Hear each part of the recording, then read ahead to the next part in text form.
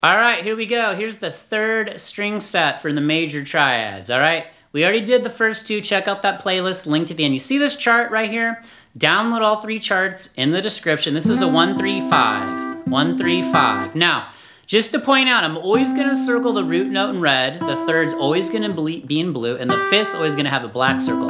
Now, most important is always knowing where that root note is. The whole reason I'm making like a triad dictionary, I've got so many lessons on triads, but this is like your bread and butter to where you're gonna wanna cement these into your memory forever, okay? So, you just need to know that shape. This is my favorite major triad shape of all time. I use it all the time, every day, in every playing situation I've ever been in, and I always will. And so will you, you'll see, okay? Now, one more piece of information. I won't go into it on the next two charts, but you'll see the intervals. I just put that, it's good to know. So the first to the third on this triad is major third, and the third to the fifth is a minor third. It's just good to know those intervals, distance between two notes, okay?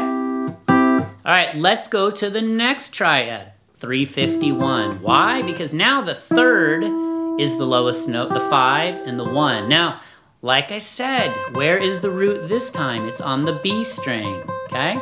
The 1 is the root. If you see an R or a 1, it's the same thing. Some people call it the root, some people call it the 1. It's the same thing, okay?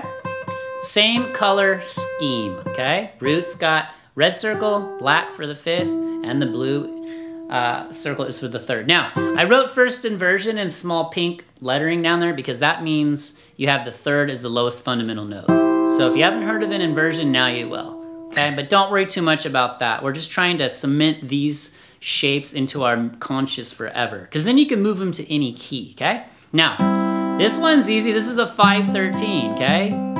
Because it's got the 5 in the bass. Now the 1 is on the G string, and the 3rd is on the B string. 5-1-3. You always want to know where those roots are, okay? So let's just do a quick little movement. Download all these charts, linked in the description. When we finish the last string set in a couple days, I'll build you a whole chart full of all the major triads, all of them, okay? In like one booklet. All right, so here's the 1-3-5, okay?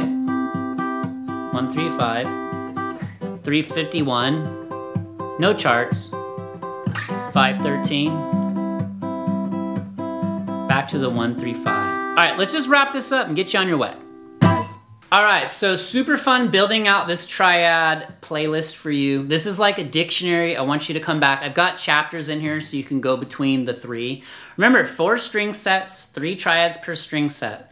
4 times 3 is 12 if my math is correct. So you want to learn all of these. Again, so here's this one, and there's this one, and there's this one. So you can have fun putting together whatever kind of exercise you want.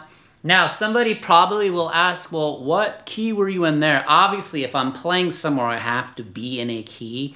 So in this case, everything I'm doing is in the key of C, okay?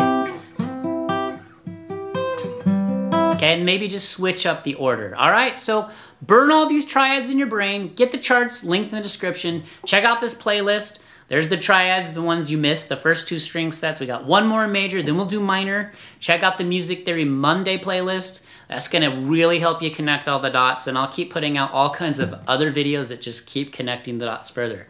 Don't stop. See you in the next video. Peace.